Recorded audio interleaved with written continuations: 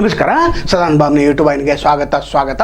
ಯುವಕರು ಏನು ಹುಡುಗಿಯನ್ನು ನೋಡ್ಲಿಕ್ಕೆ ಹೋಗಿರ್ತೀರಿ, ಅವಾಗ ಯಾವ ರೀತಿ ನೀವು ಇರಬೇಕು ಅನ್ನುವಂಥ ಒಂದು ಎಪಿಸೋಡನ್ನು ಹಿಂದಿನ ಎಪಿಸೋಡಲ್ಲಿ ಸಂಪೂರ್ಣವಾಗಿ ಹೇಳಿದ್ದೇವೆ. ಯಾವ ರೀತಿ ನೀವು ಇದ್ದರೆ ಹುಡುಗಿ ನಿಮ್ಮನ್ನು ಒಲಿಸ್ಕೊಳ್ತಾರಂತ ಹೇಳಿದ್ದು. ಆದರೆ ಇವತ್ತಿನ ವಿಡಿಯೋದಲ್ಲಿ ಅದಕ್ಕಿಂತ ಎರಡನೇ ಭಾಗಿದು.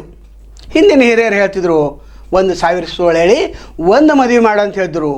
ಈಗ ನೀವು 2,000 ಸುಳ್ಳು ಹೇಳಿ ಮದುವೆ ಆಗಬೇಕಾಗ್ತದೆ. ಹಂಗೆ ನೋಡಿದ್ರೆ 10 ಪಟ್ಟು ಹೆಚ್ಚು ಸುಳ್ಳು ಹೇಳಿ ಮದುವೆ ಆಗಬೇಕಾಗ್ತದೆ. ಯಾಕಂದ್ರೆ ಎಲ್ಲ ಬೆಲೆ ಏರಿಕೆ ಆದ ನಂತರ ಸುಳ್ಳಿನ ಬೆಲೆ ಏರಿಕೆ ಕೂಡ ಭಾಳ ಹೆಚ್ಚಾಗಿದೆ. ಮೊಬೈಲ್ ಬಂದ ನಂತರ ಸುಳ್ಳಿನ ಬೆಲೆ 20 ಪಟ್ಟು ಹೆಚ್ಚಾಗಿದೆ. ಹೀಗಾಗಿ ನೀವು 2,000 ಸುಳ್ಳುಗಳನ್ನು ಹೇಳಬೇಕು. ಆದರೆ ಹೇಳೋಕ್ಕಿಂತ ಮೊದಲು ನಿಮ್ಮ ಮನೆ ದೇವರಿಗೆ ನಮಸ್ಕಾರ ಮಾಡಿ ಏನು ಹೇಳಬೇಕು ಅಂತಂದರೆ, ನೀನು ನಮ್ಮ ಮನೆಯ ಸುಳ್ಳು ದೇವರು, ನೀನು ನನಗೆ ಆಶೀರ್ವಾದ ಮಾಡಬೇಕು. ನಾನು ಇವತ್ತು 2,000 ಸುಳ್ಳುಗಳನ್ನು ಹೇಳಿಕೊಂಡಿದ್ದೇನೆ ಅಂತೇಳಿ ದೇವ್ರಿಗೆ ಕೇಳ್ಬೇಕು. ಯಾಕಂದ್ರೆ ನಿಮ್ಮ ಮನೆ ದೇವರು ಸುಳ್ಳು ದೇವರು ಆಗಬೇಕು. ಒಂದೇ ದಿವಸ ಆಗಲಿ ಆದರೆ ಸುಳ್ಳು ದೇವರು. ಆವಾಗ ತಥಾಸ್ತು ಅಂತಾನೆ. ಆವಾಗ ನೀವು ಹೋಗಿ ಅಲ್ಲಿ 2,000 ಸುಳ್ಳನ್ನು ನೀವು ಹೇಳಬೇಕಾಗ್ತದೆ. ನಂತರ ನಿಮ್ಮ ಪಗಾರ ಕೇಳ್ತಾರೆ. ಅವರು ಪಗಾರಕ್ಕಿಂತ ಒಂದು ಎಫ್ ಡಿ ಕಿಶೆ ಇಟ್ಕೊಂಡು ಹೋಗಿರ್ಬೇಕು.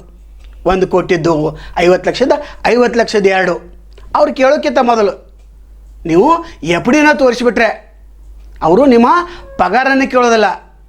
ಯಾಕಂದ್ರೆ ಗಂಡಸಿಗೆ ಪಗಾರ ಕೇಳಬಾರ್ದು, ಹೆಣ್ಮಕ್ಳಿಗೆ ವಯಸ್ಸು ಕೇಳಬಾರ್ದು. ಅದು ಅವ್ರಿಗೆ ಗೊತ್ತಿರ್ತೈತಿ. ನೀವು ಎಷ್ಟೇ ಸುಳ್ಳು ಹೇಳಿ ನೀವು ಸುಳ್ಳು ಹೇಳ್ತೇವೆ ಅಂತ. ಅದಕ್ಕೆ ಎಫ್ ಡಿ ಸುಳ್ಳು ಹೇಳಂಗಿಲ್ಲ, ಎಫ್ ಡಿ ತೋರಿಸ್ಬೇಕು.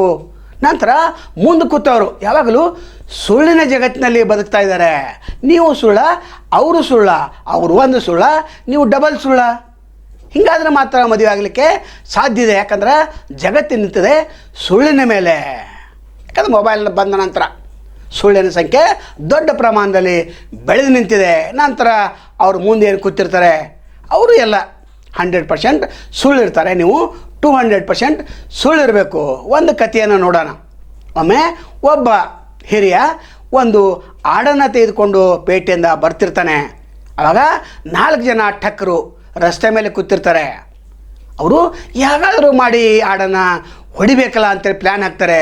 1 ಕಿಲೋಮೀಟರ್ ನಂತರ ನಾವು ಕೂಡೋಣ, ನಂತರ ಒಂದು ಗೇಮನ್ನು ಆಡೋಣ ಅಂಥೇಳಿ ಅವರು ಗೇಮನ್ನು ಚರ್ಚೆ ಮಾಡಿ 1 ಕಿಲೋಮೀಟರ್ ಮೇಲೆ ಅವೇನು ಹೋಗ್ತಿರ್ತಾನೆ ಹಿರಿಯ, ಆ ದಾರಿ ಕುಂತಿರ್ತಾರೆ.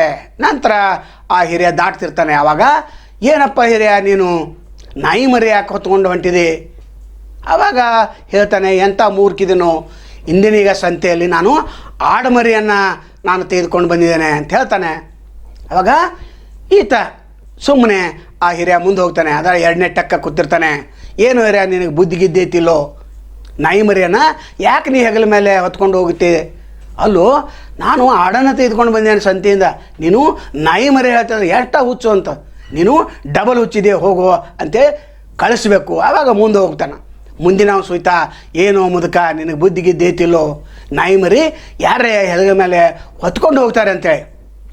ಆವಾಗ ಅವನಿಗೆ ಸಂಶಯ ಬರಲಿಕ್ಕೆ ಶುರು ಆಗ್ತಿದೆ. ಹೌದಲ್ಲ, ಏನೋ ಗಡಬಡಿ ಐತ್ಲಾಕ, ಹಿಂದಿನವರಿಬ್ಬರು ಅದನ್ನೇ ಹೇಳಿದ್ರು, ಇವನು ಹೇಳ್ತಾನೆ, ಇವನು ಕೂಡ ಮೂರ್ಖಿರ್ಬೇಕಂತೇಳಿ ಮುಂದೆ ಹೋಗ್ತಾನೆ. ಆವಾಗ 4ನೇದವನು ಹೇಳ್ತಾನೆ, ಏನು ಮುದುಕ, ನಾಯಿ ಮರಿಯನ್ನು ಯಾಕೆ ಹೊತ್ಕೊಂಡು ಹೊಂಟಿದೆ? ಇಲ್ಲೋ, ಇದು ಆಡೋಣ ಮರಿ, ಎಷ್ಟು ಹುಚ್ಚಿದೀನು, ಊರಾಗ ಹೋಗಿ ನಿನಗೆ ಅಪಮಾನ ಆಗ್ತೈತೆ. ಯಾಕಂದ್ರೆ ನಾಯಿ ಮರಿಯನ್ನು ಹೆಗಲ ಮೇಲೆ ಯಾರು ಹೊತ್ಕೊಂಡು ಹೋಗೋದಿಲ್ಲ, ಎಂಥ ಮೂರ್ಖಿದೆ ಅಂತ ಹೇಳ್ತಾನೆ. ಆವಾಗ 4 ಹೆಜ್ಜೆ ಹಿರಿಯ ಮುಂದೆ ಹೋಗಿ ವಿಚಾರ ಮಾಡ್ತೇನೆ, ಹೌದಲ್ಲ, ಇದು ನಾಯಿ ಮರಿನೇ ಇರಬೇಕಂತೇಳಿ. ಆವಾಗ ಸಂಶಯ ಬಂದ, ಅವ ಅಲ್ಲಿ ಬಿಟ್ಟು ಹೋಗ್ತಾನೆ. ಆವಾಗ ಈ 4 ಟಕ್ ಜನ ಅದನ್ನು ತೆಗೆದುಕೊಂಡು ಬರೋಬ್ಬರ ಪ್ರಸಾದ ಮಾಡಿ ಹೊಡಿತಾರೆ. ಇಲ್ಲಿ ಕತೆ ಏನಂತಂದರೆ, ನೀವು ಟಕ್ ಆಗಬೇಕು ಅಂದಾಗ ಕುರಿ ನಿಮ್ಗೆ ಸಿಗೋದು, ಇಲ್ಲ ಸಿಗೋದಿಲ್ಲ. ಹಂಗಾದ್ರೆ ನೀವೇನು ಮಾಡಬೇಕು, ಡಬಲ್ ಟಕ್ ಆಗಬೇಕು. ಇಂಥ ಸತ್ಯ ಹರಿಶ್ಚಂದ್ರಗೆ ಸ್ಮಶಾನಕ್ಕೆ ಕಾವಲಿಟ್ಟಂಥ ಸಮಾಜ ಆವಾಗಿನ ಸಮಾಜ ಅದು.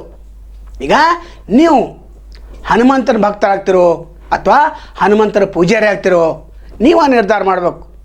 ಯಾಕಂದ್ರೆ ನೀವು ಹನುಮಂತನ ಗುಡಿಗೆ ಹೋಗಿ ನನಗೆ ಹೆಣ್ಣು ತೋರಿಸು, ಹೆಣ್ಣು ಕೊಡು, ಹೆಣ್ಣು ಆಶೀರ್ವಾದ ಮಾಡು, ಹೆಣ್ಣು ಸಿಗುವಂಕ ಎಲ್ಲ ಒಂದು ಬೇಡಿಕೆಯನ್ನು ಕೊಡು ಅಂತಂದಾಗ ಆತ ಇದನ್ನು ಮಾಡೋದನ್ನೇ ಇಲ್ಲ. ಅಂದರೆ ಅವನು ರೆಸ್ಪಾನ್ಸ್ ಕೊಡೋದೇನಿಲ್ಲ. ಯಾವಾಗಲೂ ಹನುಮಂತನ ಮುಖ ಈ ರೀತಿ ಇರ್ತೈತೆ, ಅಂದರೆ ನಿಮ್ಮನ್ನು ನೋಡಲೇಬಾರ್ದಂತ ಅವನು ನಿರ್ಧಾರ ಮಾಡಿರ್ತಾನೆ. ಹೀಗಾಗಿ ನೀವು ಶೆರೆ ಅಂಗಡಿಯಲ್ಲಿ ಹೆಚ್ಚಾಗಿ ಸಿಗ್ತೀರಿ. ನಂತರ ಇತ್ತಿತ್ತಲಾಗಿ ಹುಡುಗರಿಬ್ಬರು ಆತ್ಮಹತ್ಯೆ ಮಾಡ್ಕೊಂಡಿದ್ದಾರೆ, ಹೆಣ್ಣು ಸಿಗಲಿಲ್ಲ ಅಂತೇಳಿ. ಆ ಹುಡುಗಿ ಮನೆಯವರು ಆತ್ಮಹತ್ಯೆ ಮಾಡ್ಕೊಳ್ಬೇಕು, ಅವರು ತಂದೆ ತಾಯಿ ಆತ್ಮಹತ್ಯೆ ಮಾಡ್ಕೋಬೇಕು. ನೀವು ಯಾಕೆ ಆತ್ಮಹತ್ಯೆ ಮಾಡ್ಕೋಬೇಕು?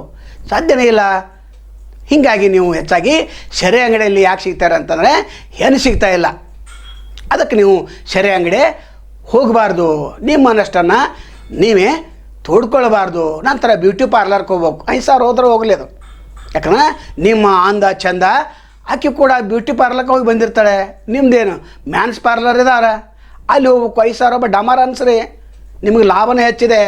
ಕುರಿ ಹಳ್ಳಕ್ಕೆ ಬೀಳಬೇಕಾಗಿದೆ, ನೀವು ಕುರಿ ಆಗಬಾರ್ದು. ಊರಿಗೆ ಬಂದವರು ನೀರಿಗೆ ಬರಲೇಬೇಕು, ವಯಸ್ಸಾದವಳು ಮದುವೆ ಆಗಲೇಬೇಕು. ಈ ತತ್ವವನ್ನು ನೀವು ನೋಡ್ಕೊಂಡು ಕಲಿಬೇಕು. ನಂತರ ಹಿರಿಯರಿರ್ತಾರೆ, ಅವು ಕೂಡ ಸುಳ್ಳಿನ ಸರದಾರ ಇರ್ತಾರೆ ಅವರು. ನಂತರ ಏಜೆಂಟ್ರು, ಇವರು ಹೆಣ್ಣು ಸಿಗೋದಿಲ್ಲ ಅಂತೇಳಿ ಒಂದು ಸುಳ್ಳು ಸುದ್ದಿಯನ್ನು ಹಬ್ಬಿಸ್ತಾ ಇದ್ದಾರೆ. ಯಾಕಂದರೆ ಅವರು ಕೂಡ ಸುಳ್ಳು ಸುದ್ದಿಯಲ್ಲಿ, ಸುಳ್ಳಿನ ಜಗತ್ತಿನಲ್ಲಿ ಬದುಕ್ತಾ ಇದ್ದಾರೆ. ಅದು ಅಲ್ಲದೆ ಈಗ 94 ಹುಡುಗರಿದ್ದರೆ 94 ಹುಡುಗಿಯರಿದ್ದಾರೆ. ಹುಡುಗಿಯರ ಸಂಖ್ಯೆ ಕಡಿಮೆ ಇಲ್ಲ, ಆದರೆ ಅವರು ಮದುವೆ ಮಾಡ್ಕೊಳ್ಳಿಕ್ಕೆ ಬಹಳ ಲೇಟ್ ಹಚ್ತಾ ಇದ್ದಾರೆ. ಇದನ್ನು ಕೂಡ ನೀವು ಗಮನಿಸಬೇಕಾಗ್ತದೆ. ನಾಳೆ ಮತ್ತೊಂದು ತಮ್ಮನ್ನು ಭೇಟಿ ಆಗ್ತೇವೆ. ಅಲ್ಲಿವರೆಗೆ ಎಲ್ಲಿ ಶುಭಾಗಲಿ. ನಮಸ್ಕಾರ.